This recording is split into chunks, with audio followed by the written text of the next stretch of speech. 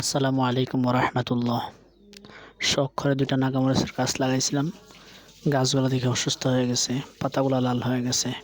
তাই বাজার থেকে বিষ নিয়ে আসলাম আর একটা স্প্রে নিয়ে আসলাম। বিষটা খুললাম, বিষটা খুলে দেখলাম বিষটার নাম লেখা কি। তারপরে বিষের মুখটা খোলার চেষ্টা করলাম, খুলে এক ডিফা ওষুধ দিলাম। দেওয়ার পরে তারপরে মুখটা লাগানোর জন্য চেষ্টা করলাম। অনেকক্ষণ চেষ্টার পরও দেখি এটা লাগে না, এটা শুধু খুলে যায়।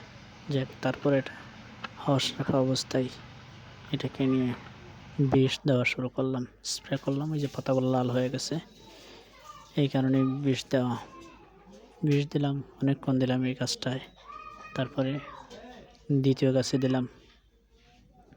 দ্বিতীয় গাছের বোতল না নিয়ে এমনি শুধু নিয়ে দিলাম, অল্প দিলাম। এটার মধ্যে ক্যারেটের মধ্যে লাগাইছিলাম। তারপরে আসলাম আমার ফুল বাগানের মধ্যে দিলাম, আবার দিলাম ক্যারেটের মধ্যে।